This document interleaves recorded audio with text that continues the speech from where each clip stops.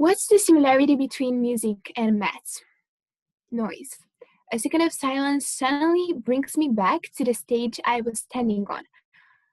I tried to catch my breath, but I just couldn't. I was so blinded by the strong spotlights that I couldn't see any faces.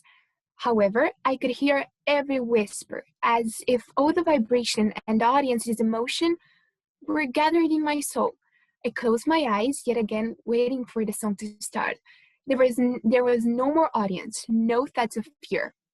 A pure feeling of happiness surrounded me, a warmth that encompassed me from the inside. I feel a warm hand touching my back, and a sudden awakening hits me. Oh, it's just my best friend. And yeah, I'm back again at the math class, dreaming with open eyes. It happens more and more often to remember my favorite moments, the ones when I was on stage and the emotions invaded my thoughts. Right now, in this period when I try to discover myself much better, to have moments of introspection and to realize what makes me truly happy, two great passions invade my mind. No more daydreaming, so let me tell you how it all started. When I was 6, my mother suggested that I could take piano lessons. One day, during the class, I was focusing on my piano sheet and started humming a song quietly. My teacher looked at me in amazement and advised me to take singing lessons. Looking back, I realized that it was probably one of the best decisions I've ever made. I've been singing for almost 10 years now, but the context changed slightly when I entered high school. Even before the freshman year, driven by an intrinsic sense of curiosity, I was constantly troubled by a multitude of questions and dilemmas. With the help of the teachers and other friends passionate about numbers, I discovered a very important but seemingly inaccessible field. All the conditions for fitting an impressive fascination for symbols, numbers, syllogisms, and concrete reasoning. This area became my safe place, my sweet comfort of being able to prove what is correct and disprove what is false. As you've probably already noticed, I'm talking about math.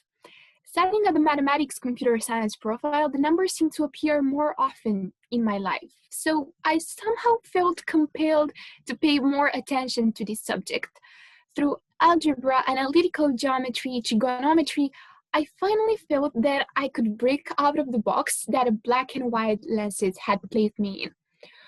Although for a while everything seemed to be going very well and things were really falling into place, there were many times when I really understood what it meant to fail. Whether I'm referring to the moments in my childhood when I had unpleasant moments at a music contest, or whether I'm talking about a failed math competition, failures in these areas seem to happen too often and were too hard on me.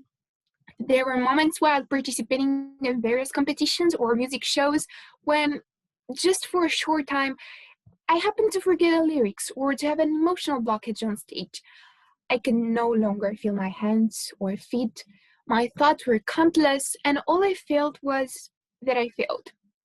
Without listening to my intuition, I let myself be driven by fears. Now, it's quite easy to analyze the situation from the outside and to look objectively at a so-called failure. But the only way is actually to go through that.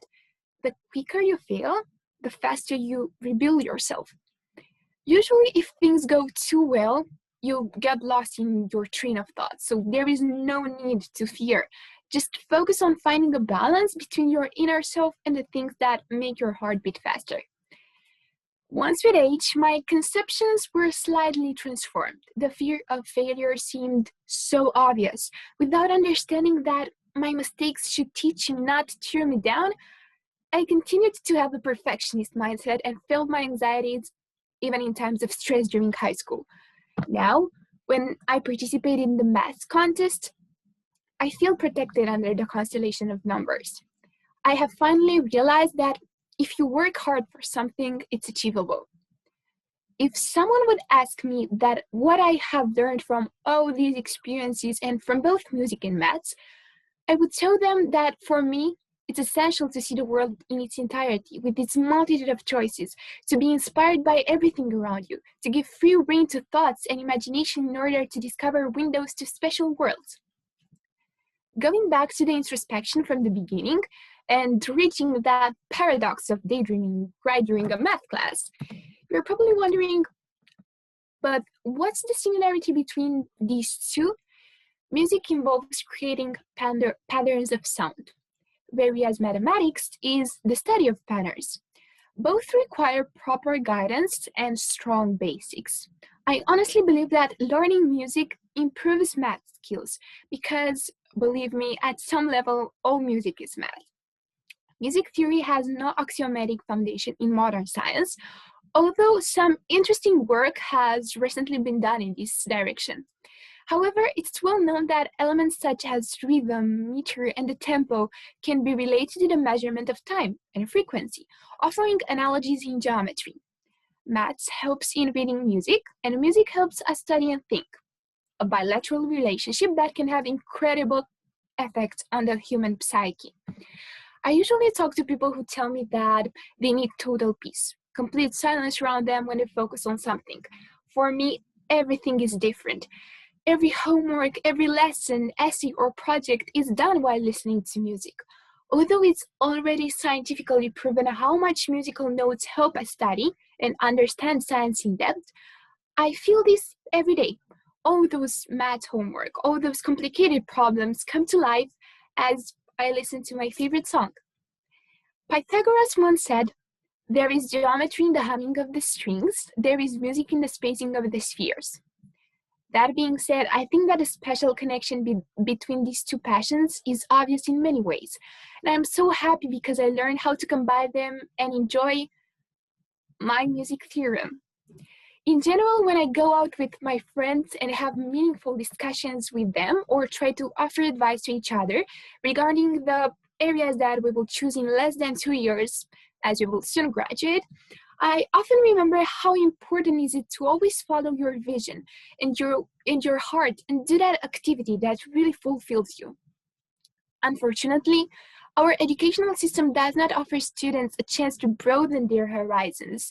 And even from the beginning of high school, one is advised and encouraged to choose a unique field and to focus only on that subject.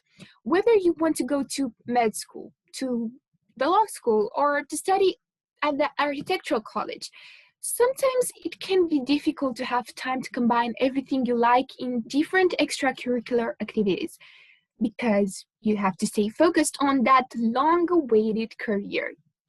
Society can't and shouldn't tell you to be one-sided. It should actually teach you how to think critically, to analyze the world from several perspectives, and to help you always make syllogisms or connection between different fields. Initially, these limits imposed by our educational system have triggered an inner conflict and contradictory feelings. Sometimes I felt overwhelmed by the situation and thought I should drop one of my passions because I felt pressured to concentrate on high school or on a particular field. In fact, in the ninth grade, I took a break from singing classes. I left art aside for a while and felt that the only solution would be to focus on maths, knowing that both parents and teachers considered that it would be ideal to focus on my academic courses. However, in just a few months, I realized that I no longer have the same motivation, the same inspiration, and that my efficiency had decreased despite the prioritization of a single field. I felt how much I miss music, the endless hours of rehearsals, and finally decided to focus on both because they are essential elements that define my personality. Basically, society's expectations fueled my desire to combine them. Whether I'm part of the robotics club, the debating club, the high school corps, or I participate in maths competitions, I think that all of these will help me in the future. So honestly, I'm not sure that focusing on a single field would have had the same effect. Most of the times, it's perfect to have a clear idea in your mind about a specific area as early as the beginning of high school. But my personal view is that all of us realize that our generation's worries about their future careers might lead it to many of them being hyper-competitive, self-centered, or maybe too opportunistic. I honestly wish that everyone would just try to express themselves in whatever manner they want, putting less pressure on their passions and dreams. I think that our generation needs dream weavers at a time like this, people who can combine the conservative knowledge of the past with cutting edge ideas. Actually, it's the possibility of fulfilling your biggest dreams that makes life interesting. So the goals of each of us must be high enough to reveal the best of ourselves. One of my role models when it comes to pursuing your dreams and finding similarities between various areas is Nervi Oxman, the Sony Corporation Career Development Professor and Associate Professor of Media Arts and Sciences at the MIT Media Lab. Together with her team, she leads research at the intersection of computational design, material science, and synthetic biology. Nervi's goal is to augment the relationship between built, natural, and biological environment by employing design principles inspired and engineered by nature. I admire her precisely for the high aspirations she has, and because she manages to combine in a unique way all the fields she's passionate about, without taking into account any preconceptions. Just as one of my favorite quotes says, shoot for the moon. Even if you miss, you'll land among the stars. After presenting you all these stories, I really hope that you have a clear idea about some similarities between music and maths, but about the importance of failure. When you limit yourself to a single area, you end up with solutions geared towards narrow, well-defined problems.